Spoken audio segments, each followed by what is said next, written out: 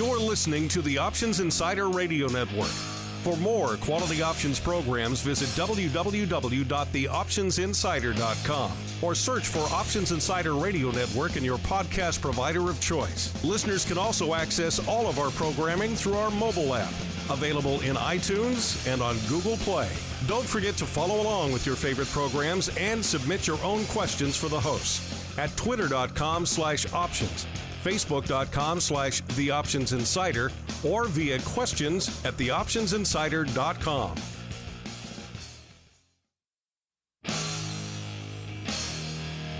And now, it's time for the show that breaks down the options market. From unusual activity alerts to market updates and trading strategies. If it involves puts and calls, then our all-star panel will break it down.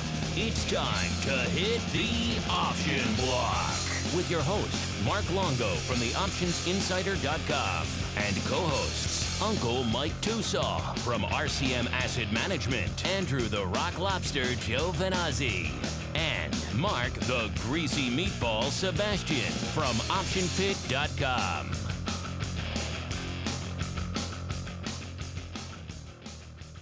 All right, everybody, that rockin' tune means it's time once again for the Option Block, everyone's favorite bi-weekly source for all things options related. My name is Mark Longo from the OptionsInsider.com, as well as, of course, from the ever-exciting Options Insider Radio Network. Quite a few programs on the old network for you guys to choose from. And where can you find all of that options, goodness, education, analysis, strategery, unusual activity, all that fun stuff? Well, of course, the mothership, the flagship, theoptionsinsider.com. Surf on over there, click on the Insider Radio Network tab, top left corner of the page, and bam, there it is, all for your listening and downloading and streaming pleasure. Of course, you can also find us iTunes, TuneIn, Stitcher, pretty much wherever you find your favorite podcast programs. And if that's not enough for you, we're also available in the App Stores, iOS and the Google Play, even the Amazon Fire App Store. Just search for Options Insider if you want to do the whole thing. Sometimes those search engines in the App Store is not that great. Options Insider Radio Network, you'll find it there, and you can get all the programs there. So no shortage of ways for you guys to tune in, download, and when you're listening, after you're listening, send us your questions, your comments. We love to hear from you guys. And joining me on the program today, my friend / nemesis, the greasy meatball himself, Mr. Mark Sebastian from OptionPit.com. Mr. Greasy Meatball, welcome back to the Option Block program. I believe it's been a few weeks. Yeah, it's been a couple of weeks, but, always, anytime I can, I want to be on this show because it's so fun and we have a great dynamic discussion. That's it's one of the real fun things about this show. It's lots of debate, lots of mirth, and lots of discussion. We are overflowing with mirth. Our cup floweth over here when it comes to the mirth. And typically this is where I usually introduce our other compatriot here, our partner in crime on the old all-star panel, Uncle Mike Tusaw. He is indeed on assignment in lovely and scenic St. Charles. He is moving today, so he won't be able to join us on the show. I think we will be joined by his disembodied ghost a little bit later, though, for the strategy block. But ably stepping into the breach on short notice is Mr. Fred Ruffy. You may have seen his name. Pretty much wherever you read a lot of options content online, Fred is pretty much bound to be there in some way, shape, or form. You've probably seen a lot of his stuff through the Trade Alert and through a lot of other platforms, including some stuff on the Options Insider. Fred, welcome back to the Option Block program. It's been quite a while for you as well. Hey, Mark. Yeah, thanks for having me back. Yeah, I'm glad to be back. Yeah, I write right now for a Trade Alert, and also some of that content is on whatstrading.com as well. And you also, I know you dabble with some of the brokerage firms, and you're pretty much, if there's options content to be had, you got your finger at it in some way, shape, or form. You are quite prolific. I often say you're the most prolific options content guy that I know. Yeah, thanks, Mark. I guess I probably am. At least on the written side. I think we have you beat on the audio side, but on the written side. Yeah, definitely. Right. On the written side, you're certainly crank it out on quite the volume basis. And all right, with the all-star panel assembled for today, we're going to dive right on into the trading block. It's time to break down the latest topics, trades, and trends in the world of options. It's time for the Trading Block. All right, everybody, welcome to the Trading Block. Like the name implies, this is indeed the portion of the program where we break down what was moving, what was shaking in today's market. Not a heck of a lot of activity really to speak of in terms of net moves on the day here. Most of the major indices kind of vacillating around unched or to the upside of unched for the better part of the day. S&P, Dow closing fractionally unched on the day. The NASDAQ 100 leading the charge a little bit to the north there. No shortage really, just because as a result of all that tech love that's been going on of late. A lot of names blowing the doors off from an earnings perspective. We'll get to that in a little bit. If you are playing the home game, we are recording this Monday, July 20th, for all of you out there who like to play along. And since you're our special guest co-host today on the old program, Mr. Ruffy, we'll start with you. What really caught your eye in today's market activity? Well, one thing that was interesting is gold. Gold is on an 8-day losing streak at 5-year lows. And so we're seeing a lot of selling in the gold miners. And there's one ETF, the Market Vectors Gold Mining Fund, that's at 52-week lows, really getting hit hard the last 2 days.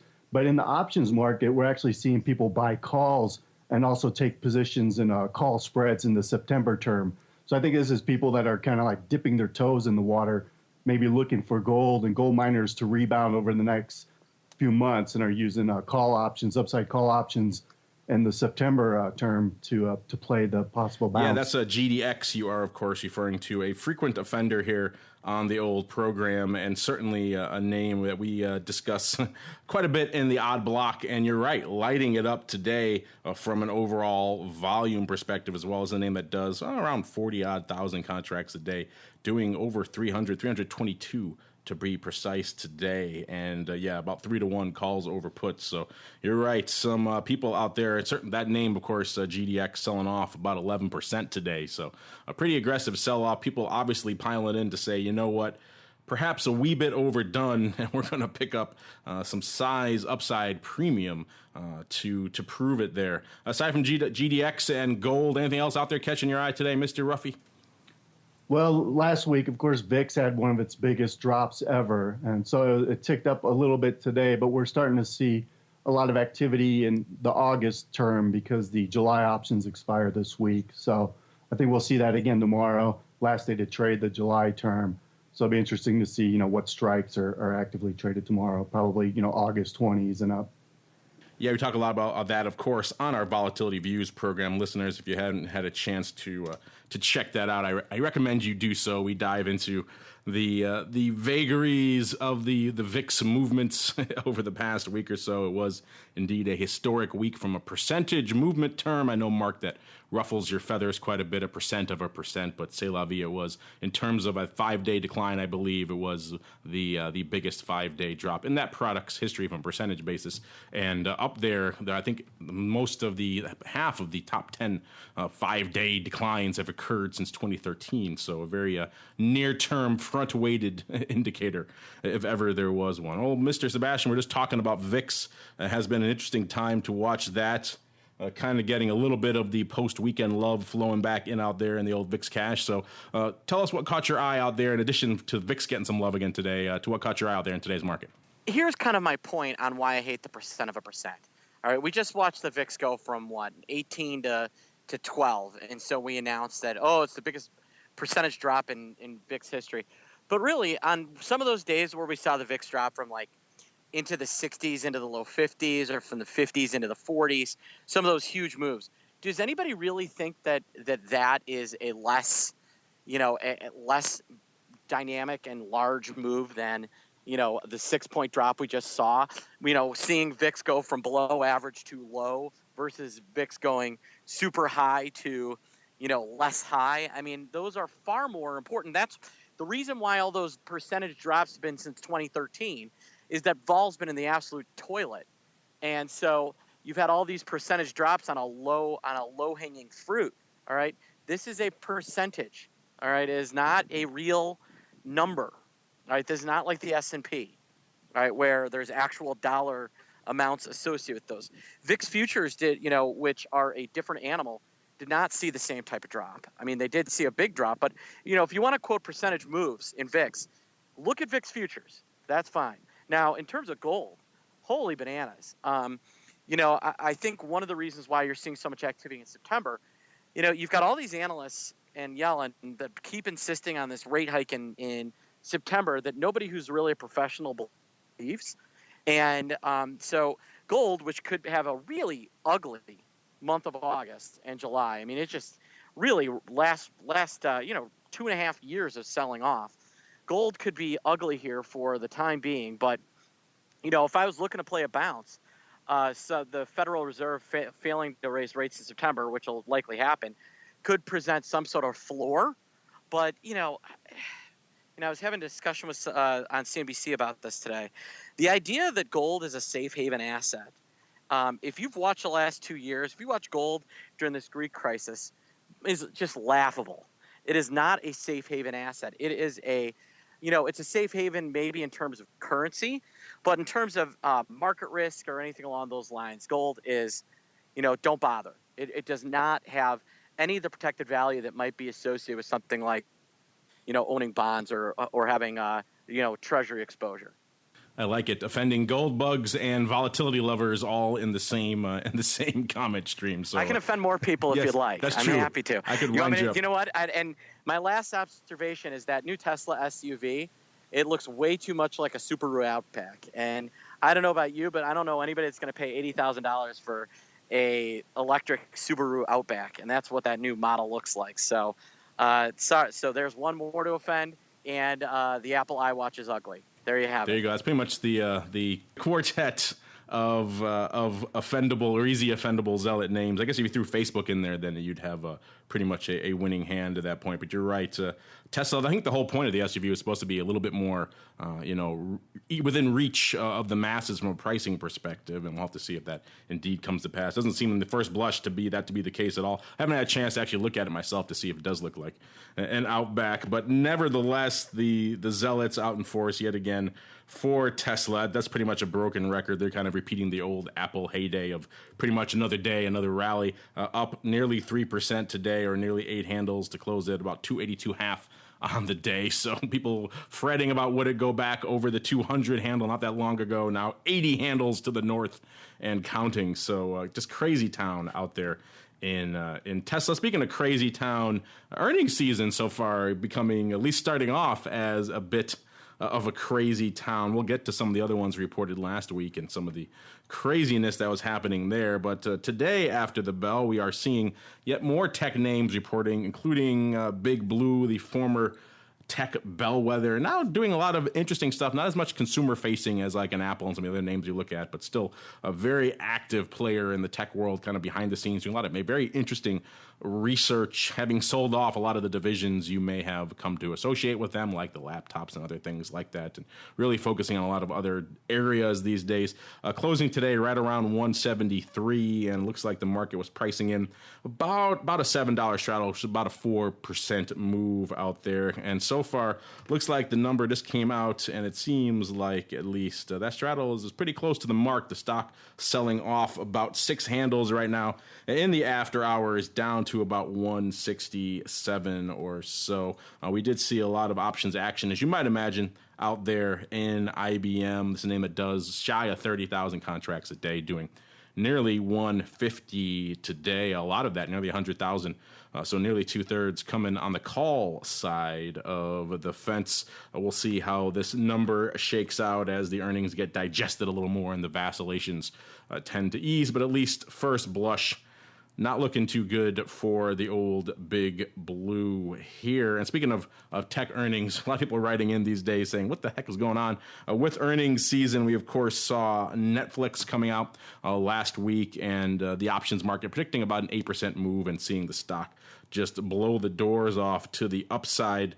Just a crazy town rally to the tune of 18%. On the upside, Google also following suit, pricing in, I think, about a 3.5% move on their straddle, and just blowing the door. That worked out to about, I think that was a $21 expected move, and they rallied somewhere around 80 handles the following day. So several times off, shall we say, on that front as well. Freddie, I know you follow a lot of this stuff on a regular basis. You're cranking out content throughout the day at Trade Alert and others. Kind of doing a lot of color on these movements, on the flow you're seeing out there. Anything out there really catching your eye out there in these earnings? And what's your take so far, at least the beginning here of earnings season, shaping up to be something a little bit more interesting than the last few we had to suffer through? Yeah, well, I think the expectations were pretty low for the overall earnings, and then the financials reported first, and some of those numbers were better than expected. And then you said, like you said, Netflix and Google. So I think there's kind of the sentiment like, well, maybe the earnings aren't going to be as bad as feared, but there's still like 90% of the companies, I think S&P 500 companies, that are still going to report. So we'll see. Apple's going to be the big one to watch tomorrow. Like you said, IBM's down a little bit on their results, but there's a lot of activity in Apple. So I'm sure we're going to talk about that too. Oh, we'll get to the fruit company. Don't you worry. We can't go an earnings season episode without talking about the fruit company. Mr. Sebastian, I know you have a lot of active people in your pit chat over there, positioning ahead of and out of these earnings. I know you cautioned people not to sell that straddle going into Google. That seemed to be prescient advice in retrospect. What's your take on at least some of these names blowing the doors off of it from an earnings perspective? And then, of course, perhaps anything that was going on in the pit chat today regarding Big Blue and their earnings today. Well, one of the things I constantly tell people is there's not the edge that you think in selling earnings premium. All right, it just isn't there. Now, for every name where things kind of don't do anything, there's these names that just blow the walls out. And Netflix, Google, some of those have just completely been that. IBM. Now, is anybody really surprised that IBM has had bad earnings? I mean, haven't the earnings been bad for the last year? I'm shocked that people keep trying to bid this thing up. They're in the middle of a big transition process, so they have their own issues. And then you've got Apple tomorrow. That'll be an interesting one. The market's not pricing in a massive move. Somewhere around 5-ish%. When you take out kind of the regular premium that would be still in there. So I don't think anybody's looking for anything spectacular. If the rumors about this iWatch or the Apple Watch are true, earnings could be disappointing. A lot of people are looking at that for growth. And if the growth isn't there, then that could be problematic for this cycle. Unless they're announcing the 6S and the 7 and the 7S and the 8 and the 8S, so far, I mean, think about it. They've had real success with the iPod, which caught on almost right away.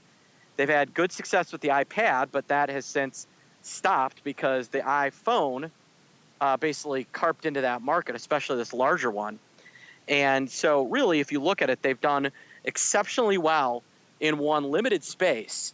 And, Apple TV that everyone keeps thinking is going to be a home run. Nothing. This watch that looks like the Casio calculator watch. So far, not so good. We'll see. The jury's still out. But,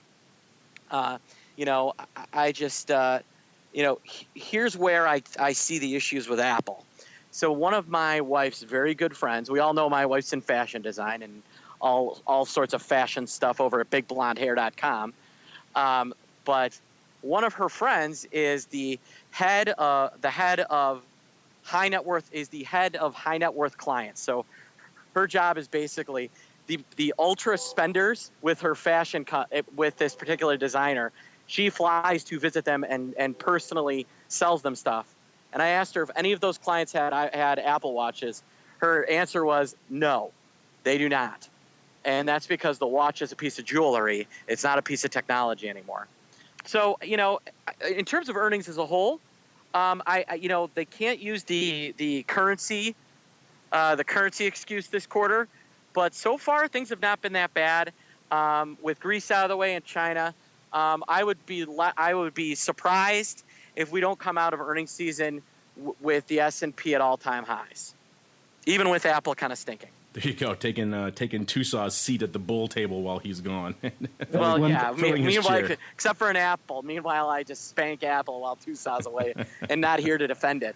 Go ahead, Fred. Well, yeah, one thing that's interesting about the options activity in Apple today. Well, first the stock was up over $2 to 132. So I think that kind of reflects some expectations for good results. Whether or not that happens, I don't know. But the most active options contract was the weeklies this week, the ones that expire this week, the 140 strike, which are 6% out of the money. So over 65,000 contracts traded. Oh, geez. Yeah, 66,000 contracts, and it's opening. So people are taking positions in those calls, and I think there's kind of this fear of maybe missing out if it does perform well like Google or like Netflix. Yeah. You know, so people want to get that exposure in case it does, and they're willing to buy 6% out of the money calls to do it. I feel like those 140 call buyers are going to be, you know, we're at least one of them is going to email me or email the Options Insider next week saying, hey, I bought these Apple calls and Apple was up to, 138 the next day and my calls didn't make any money. Why? And that 140 strike is the classic vol implosion strike, isn't it? You know, that definitely. just outside of the straddle, those people are asking to lose money. Now, one thing to question is, you know, could that be a stock replacement trade where they're dumping some stock on this rally and then hedging it in the 140 calls in case the thing really does take off? So, you know, it's just kind of interesting. It's always interesting. You never exactly know what the other side's trade is, but needless to say, those 140 calls are definitely bullish. Yeah, 71 cents right now for those 140s. If you too want to get in on all that juicy volatility goodness, and we will certainly get emails to that effect. That is still our number one question by far. I bought this ridiculous out of the money call strike. Why didn't it perform up to my expectations? Some variation therein, and I'm sure we'll get a few of these. I paid 72 cents. 60,000 times for these weekly July 140s, and it didn't work out. Please tell me why. I think you're onto something there, Fred, though, that there does seem to have been at least a little bit of a lingering net effect from Google and Netflix and others kind of blowing the doors off early, because that's the first thing I noticed about the IBM straddle. Pricing at a 4% move in IBM seems a wee bit aggressive. That's more than they were pricing in for Google, which is known to move going into these earnings. So that does seem to, I think there is a bit of a trailing off effect here. People perhaps giving a little bit more juice to some of these names. We'll see that now going into Apple. That is indeed par for the course out there as well. Or if they are perhaps even returning to the old days, the zealot days, when you could do no wrong. At least a lot of people out there just gobbling up upside call skew. So if you wanted to sell calls out there in some sort of vertical or things like that, they were handing you fantastic prices because the zealots could do nothing but buy calls out there. Perhaps we're returning to those days out there in Apple. Looks like about 24,000 of the July 145s going up out there today. All weeklies, by the way. I shouldn't say July weekly. So these are going away in 4 days, listeners. So pretty crazy stuff. The paper out there was pretty crazy as well, about 1.4 or nearly 1.4 million contracts. That's nearly 500,000 more than they put up on a given day. And the earnings aren't even tonight. They're tomorrow. So another day of this before we see. We'll get to more Apple stuff in the Around the Block segment. For now, it's time for us to keep on rolling right on into the Odd Block.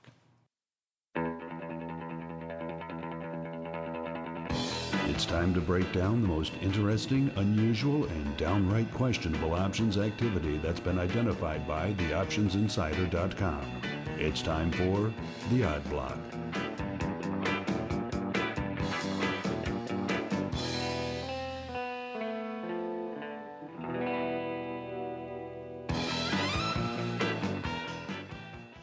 All right, everybody, that funky tune means it's time once again for the Odd Block, the portion of the show where we break down some of the weird, wild, wondrous, whimsical paper that we've been profiling over there at theoptionsinsider.com. Surf on over there if you want to see a lot more than we have time to get into here on the old program. I'm going to kick things off with a name we haven't talked about in a while here on the show.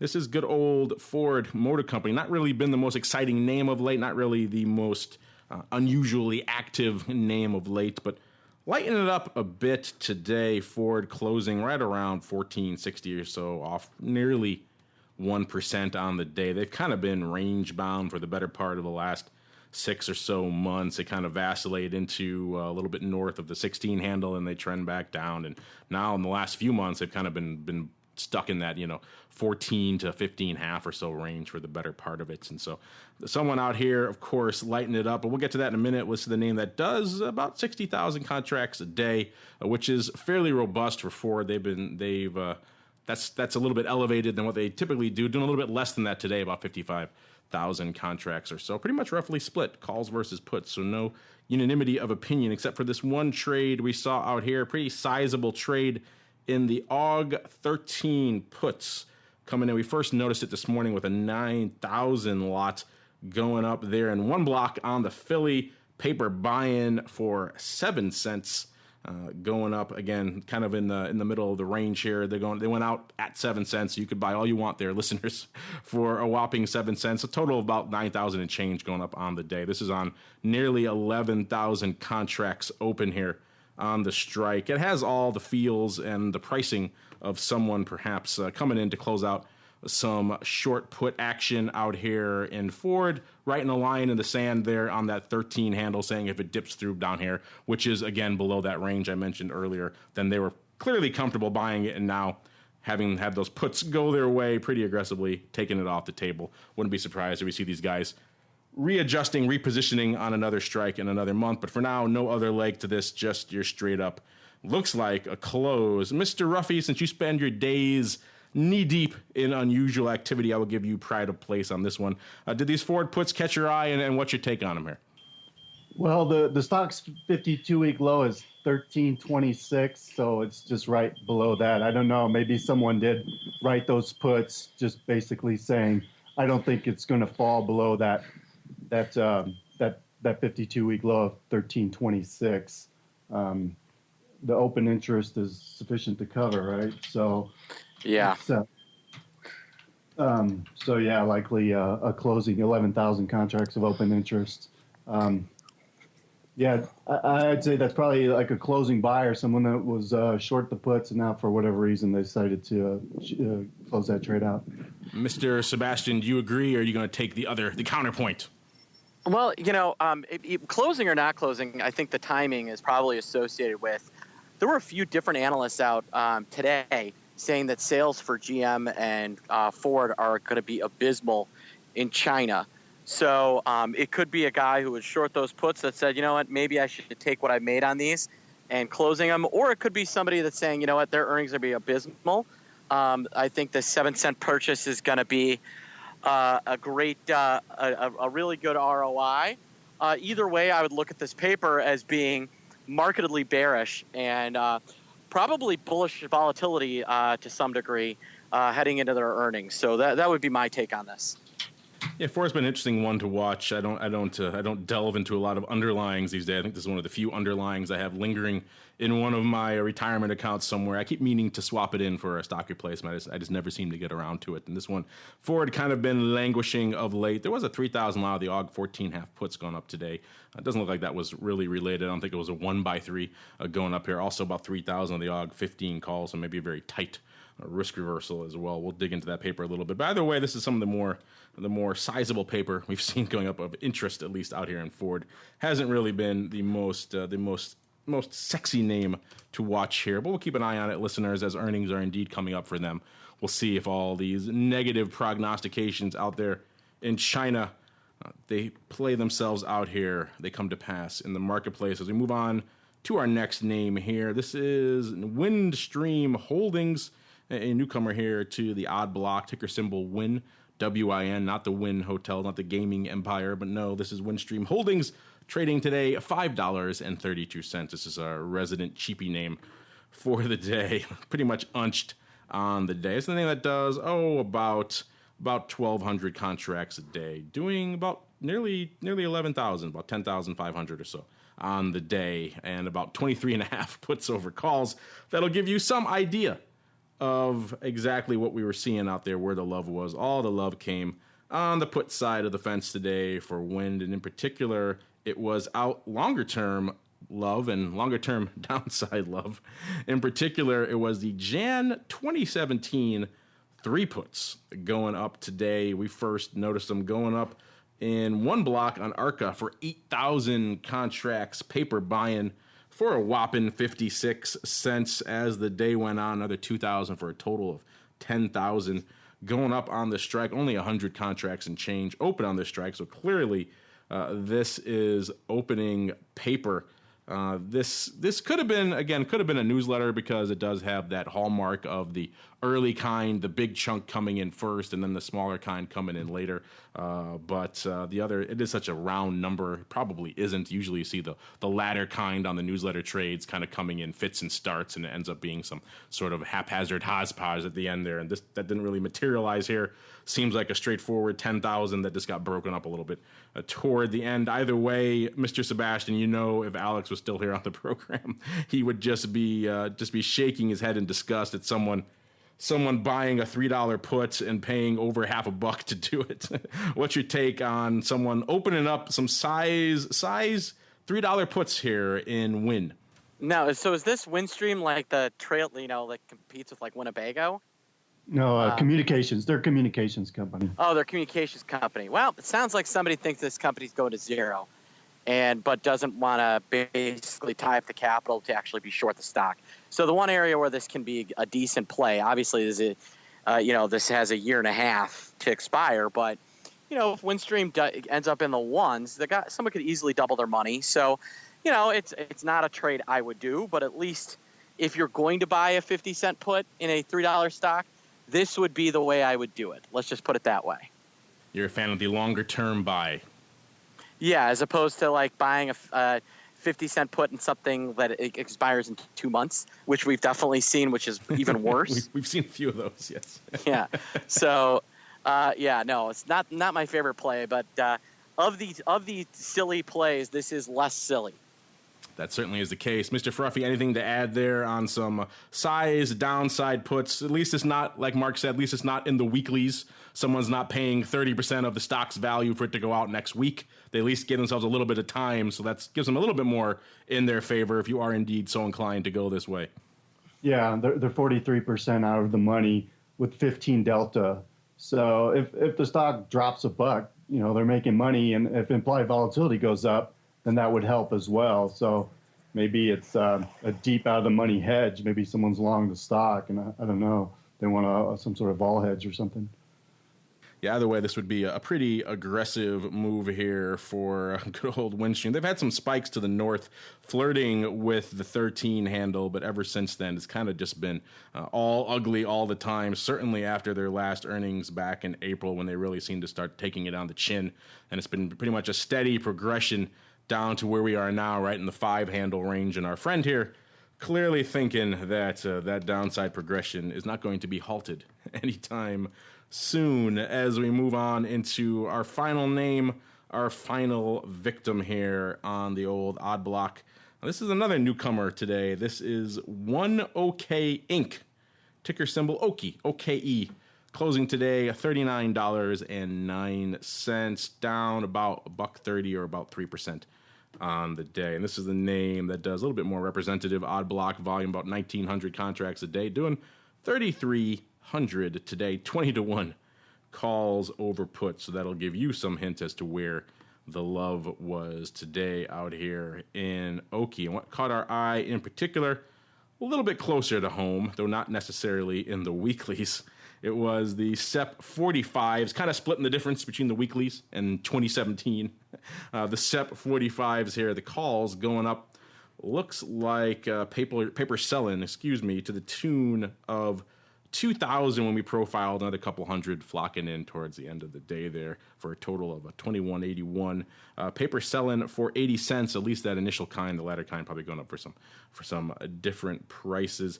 No stock anywhere near this trade that we could see, so it looks like either someone's already got some stock looking to carve out some yield, or just indeed the old naked outright call seller. We have seen a few of those out here as well, so perhaps this guy would be following suit. If it is indeed someone doing the old buy right, then they're looking to get somewhere around 2% if all goes their way coming into SEP expiration. Fred, we've been talking about a lot of people out there going pretty farther afield into some more, shall we say, esoteric names to try to find good sources of yield, good sources of income. Seems like our friend here is following suit with what looks like an overwrite here on the SEP 45s. What's your take here on what looks like a covered call in good old ONEOK Inc.?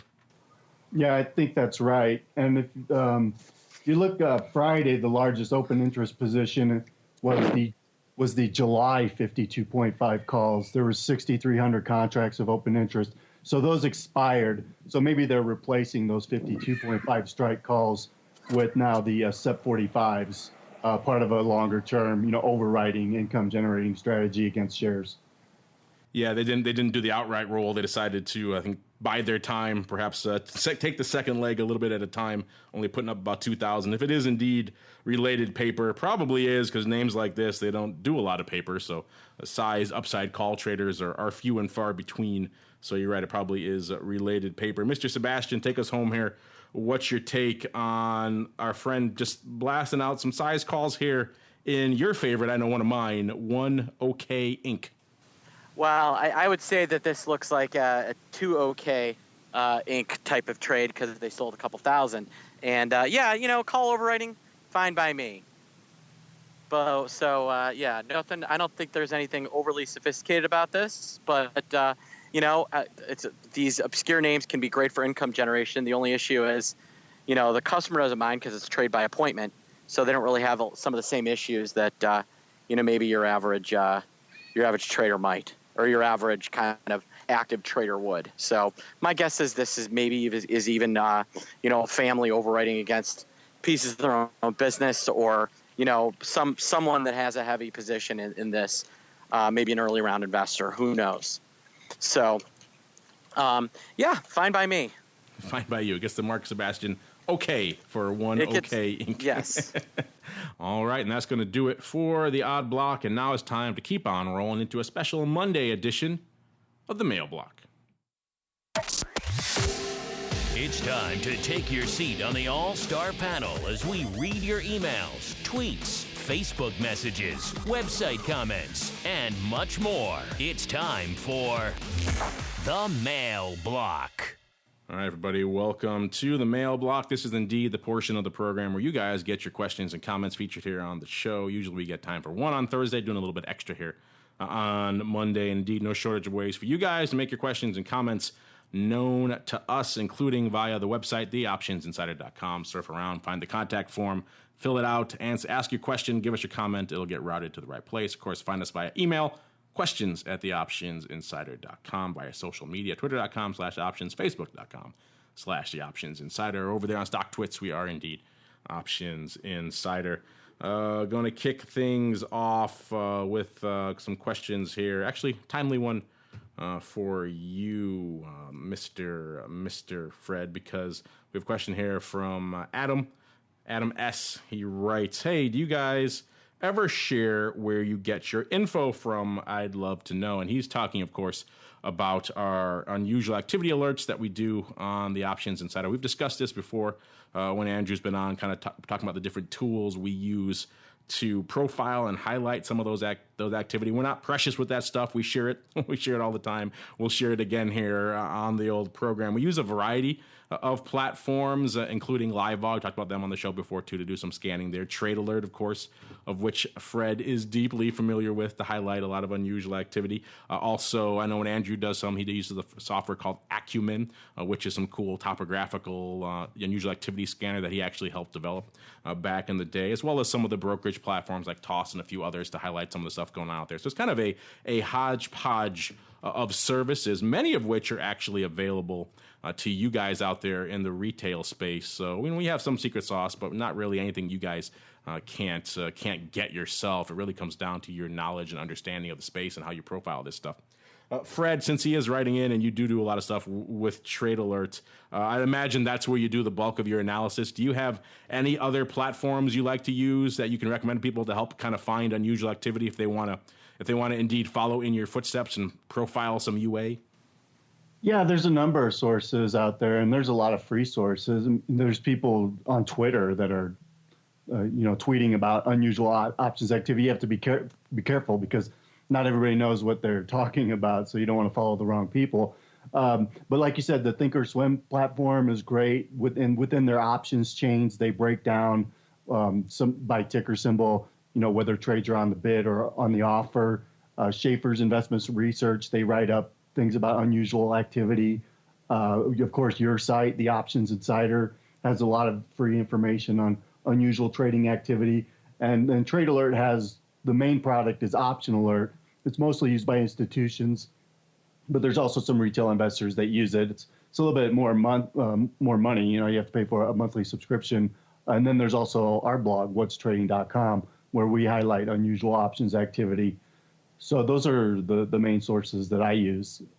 If you guys aren't checking out that whatstrading.com, Fred handles a lot of that content over there, and it's pretty good stuff. And so surf on over there if you haven't checked it out. It's kind of the retail-facing arm of the trade alert / options alert that Fred was talking about there. Great stuff. And if you are serious about doing this, you shouldn't be afraid to commit a little bit of capital to doing something like it. It's not a ton of money for these subscriptions, but they are going to cost money because this is data that is hard to get and hard to aggregate in one place, and Trade Alert certainly does a great job of doing that. But some of the platforms are free, like the brokers too, so you kind of can mix and match and put together your own suite and your own scanners to do it. In terms of what we scan for, it's a lot of this stuff we talked about before. Of course, unusual volume being a big one, changes in implied volatility being a big one, open interest not so much because it's a bit of a lagging indicator. Those first two are kind of the primary ones, and then we kind of go from there and we start parsing the flow and see which ones kind of attract us and catch our eye, and then we go from there. But you can set your flags for whatever you like, whatever catches your eye. You can have some sort of specific parameter. You can want only puts, you can have only premium rights or something crazy, like whatever floats your boat, whatever it is you're looking for, you can certainly do it. Well, I won't say there are no wrong ways because there are wrong ways, but at the very least, you can make your own scanner and kind of go from there. He also, I'll give him pride of place. He gets a second question, but a lot of people, he's kind of aping a question a lot of people were asking for. We kind of talked about this earlier. He writes essentially, how come no one saw the Google jump coming? A lot of other people wrote in with similar questions. I happen to just have his at the top of the list right now. His came in last. But this was kind of a common refrain, Fred. We saw this with Google in particular, but of course Netflix beating their straddle through. Netflix had a little bit of a different angle. Netflix, a lot of people who are chartists and others kept beating that drum that Netflix always sells off in their second quarter earnings. We saw a lot of put activity reflecting that. So people were leaning on Netflix moving to the downside. It surprised not only in the magnitude of the move, but in the direction. Blew a lot of people away as a result of that. Google, not surprising in direction so much as just the magnitude of the move. It's not hard to see how they priced it the way they did. They were kind of going that the past is prologue out there in Google. If you look at last quarter, the move they got was about exactly 3.5%. So lo and behold, they priced this straddle this quarter at about a 3.5% move. And they really didn't do, it wasn't much more than that really going on out there. And lo and behold, they blew the doors off. It is surprising they wouldn't give themselves a little bit more cushion out there because Google is known for making some moves on occasion. But c'est la vie, you're never going to see it, a home run every time. And the options market at the end of the day is just kind of the aggregate of the best guesses of everybody else out there. And they do fail on occasion, sometimes spectacularly, as in the case of Google. Mr. Fred, I know we talked about this a little bit on the show already, but what's your take on why we're seeing so many big names just blowing the doors off their earnings straddles right now? Well, on Google, like you said, the average move over the previous 5 quarters was 3.5%. So a 16% move is very unusual for that name. I think there's a lot of performance chasing, because it is an important tech company. So once the earnings came out good, so you had a lot of institutional investors buying the stock, adding it to the portfolio. And I don't know, maybe the expiration kind of exacerbated the volatility because it was the July options expiration, monthly expiration. It'll be interesting to see if it ever does fill that huge gap on the chart. It gave back a little ground today, but I guess it's just one of those things. Every once in a while, a stock will make a move way outside of what it's expected to do. Yeah, no one said the options market was perfect. We certainly never said that here on the program, but it is probably one of the best, if not the best, prognosticators for what to expect from earnings. That said, sometimes collectively we all get it wrong, and that certainly happened in this case here. We got time, I think, for one more quick one. This comes from a listener who goes by handle Big George. He writes, "Hey, hola, options amigos, fun program. Just found it on Stitcher, and now it's on the top of my business playlist." Well, thank you for that, George. He goes on to write, "You guys make options fun. I would like to know if there's any way that I can enter after-hours orders for options. I can access after-hours books for my stocks, but I don't see that choice for options. Do I need to use a special broker or platform? This would really help me with my earnings season trading. Thanks, George." Fred, we talked about this on the show before. Seems like we get inundated with this question around this time of year, earnings season. Hey, how come I can't do exactly what I just talked about earlier? People are watching after-hours IBM right now. How come I can't open or close my positions here? and options in IBM. It's a common refrain. I talked about it a lot down at OIC a few months ago with a lot of the people there, a lot of the heads of the brokerage firms and the trading firms and the exchanges to kind of get their opinion, gauge their sentiment on this. Seems like it's a resounding non-starter, at least for now. Check out those interviews I did down at OIC if you're interested in this. But long story short, yeah, there's no broker or platform out there you could find that's going to do this for you. It's not like you're missing the special tab you need to use or anything like that. It really is just a case of we don't offer that, at least in the options market right now. And unfortunately, it doesn't seem like it's going to change anytime soon. Fred, what's your take here? I mean, I haven't really gauged your opinion on this. Some people are very pro after hours options. I think it's a good thing for the market. Other people are saying it would be disastrous. There'd be poor liquidity, et cetera, et cetera. Where do you fall in that debate?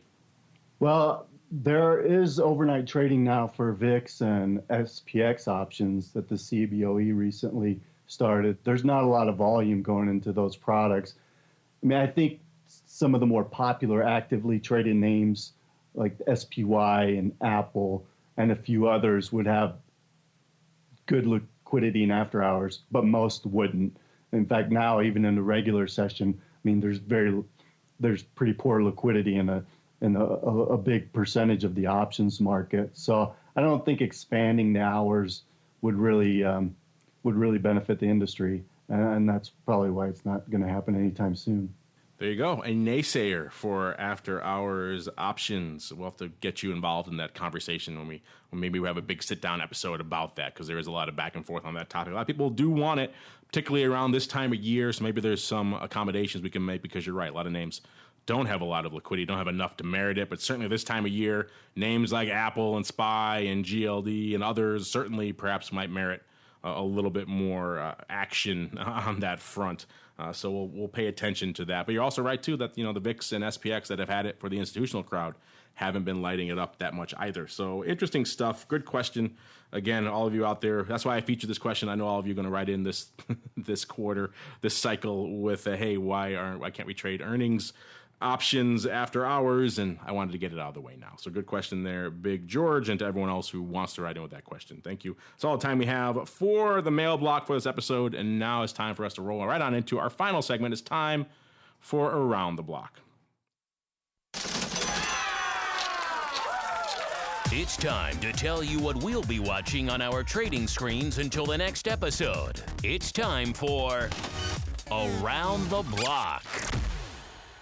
All right, everybody, welcome to Around the Block. You know the drill by now. This is the portion of the program where we break down what we're watching for the rest of this week, and we'll give you a quick update on the old Beamer, as we used to call it back on the floor, one of the big equity option pits back in the day on the CBOE. Now, not so much, as you might imagine. Trading today right around 165.70 or so off 7.5 now.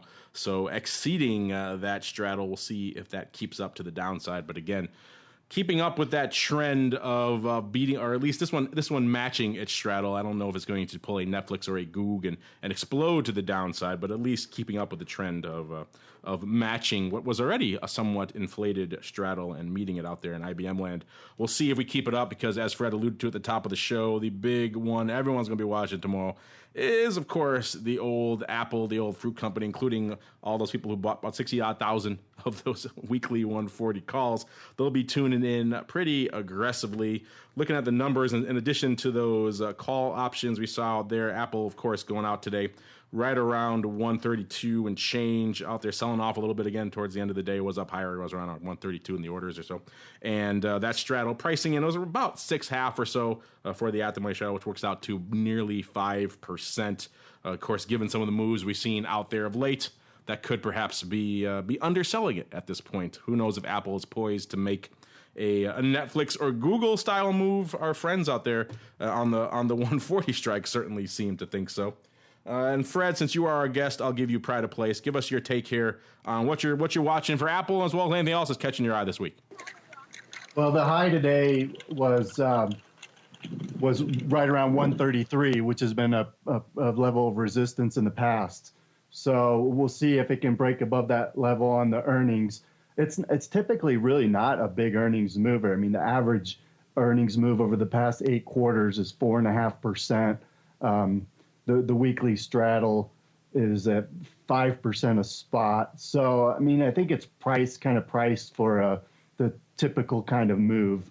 And I wouldn't be surprised if it doesn't see a big move and then the vols come down.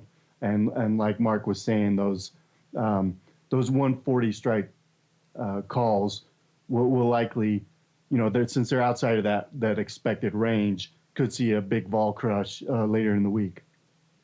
And of course, there are some other names coming on here in addition to good old Apple. Of course, Apple getting most of the love. Of course, we also have Microsoft coming out tomorrow on Tuesday. Chipotle, the stealth Apple, as I often refer to it out there, although it's not too stealthy anymore. A lot of people have caught on to this one. And a lot of other names out there. Yahoo GoPro, another retail-heavy one, had some problems of late. We'll see if that continues going into earnings. Then on Wednesday, you got Boeing, good old Coca-Cola. The favorite of Warren Buffett out there, Texas Instruments, good old TI, SanDisk, a lot of other names out there. Thursday, Amazon, once again, another big traditional mover. GM, we'll see if Ford, and if they have the same problems that Ford did today in terms of perhaps a bit of a sell-off, perhaps weaker earnings than expected. Under Armour, another one a lot of you guys like to watch, and of course, Starbucks. And then we're wrapping it up on Friday with good old Xerox, the ones who got the whole tech ball rolling out there in good old Xerox Park.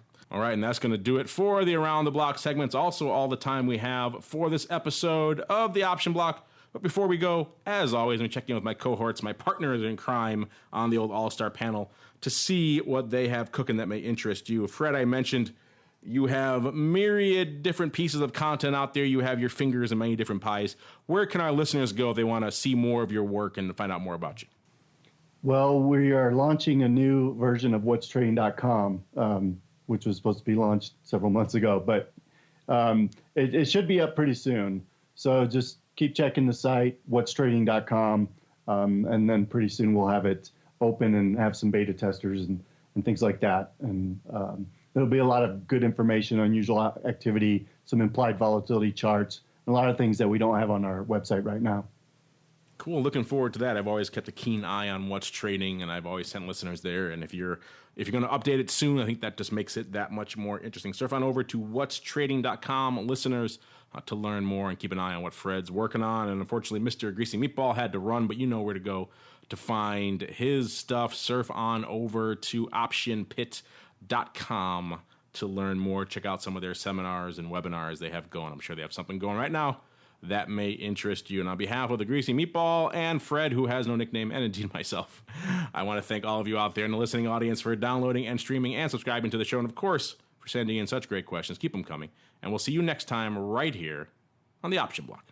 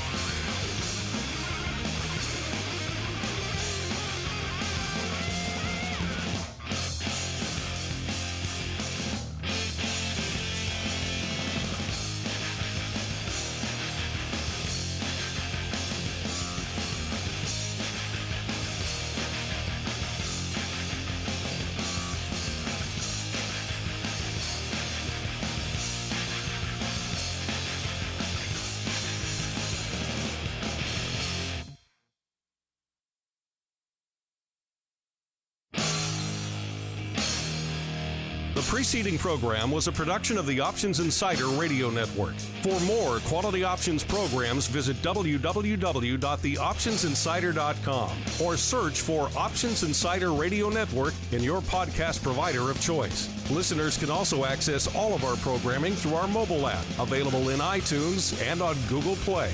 Don't forget to follow along with your favorite programs and submit your own questions for the hosts at twitter.com/options, facebook.com/theoptionsinsider, or via questions at theoptionsinsider.com.